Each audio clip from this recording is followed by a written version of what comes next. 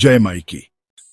बगलामुखी शब्द की व्याख्या स्वामी जी ने अपनी पुस्तक लेख संग्रह में दी है। जो लोग यह प्रश्न करते हैं कि बगलामुखी शब्द है या बगुलामुखी है, कुछ लोगों ने तो यहाँ यह भी लिख दिया है कि इनका मुख बगुला पक्षी की तरह होता है, किंतु यह अर्थ लगाना नितांत भ्रम है, क्योंकि बगलामुखी स्त्रोत लिखा है कि बगलामुखी के मुख को तरुण सूर्य के समान कहा जाता है।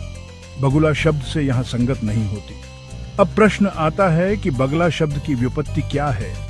इसके लिए संस्कृत में बलगा शब्द आया है, जिसका अर्थ होता है लगाम, क्योंकि वह शत्रु की जीभ पर लगाम लगाने की शक्ति रखती है। तो स्तंभन शक्ति और जिह्वा पर निमंत्रण का सबसे बड़ा उदाहरण है।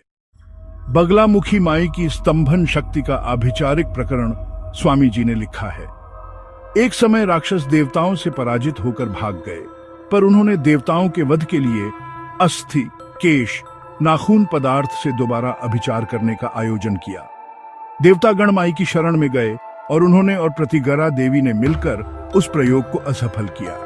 कहते हैं कि राक्षसों द्वारा किए गए आभिचार की निवृत्ति के लिए बगलामुखी महाशक्ति है और शत्रु के विनाश के लिए कृत्या भूमि में गाड़ देते हैं, जिससे कि उनकी शक्ति क्षीण हो जाती है। इस प्रकार राक्षसों की शक्ति क्षीण हो गई और वह अपने प्रयोग में असफल रहे। श्री बगलामुखी को ब्रह्मास्त्र के नाम से भी जाना जाता है। ऐहिक या पारलौकिक देश अथवा समाज में दुखद अरिष्टों के दमन और शत्रुओं के शमन में बगलामुखी के समान कोई मंत्र नहीं है। चिरकाल से साधक इन्हीं देवी का आश्रय लेते आ रहे हैं। इनके बड़वामुखी, जातवेदमुखी, उल्कामुखी, ज्वालामुखी तथा वृहद भानुमुखी 5 मंत्र भेद हैं।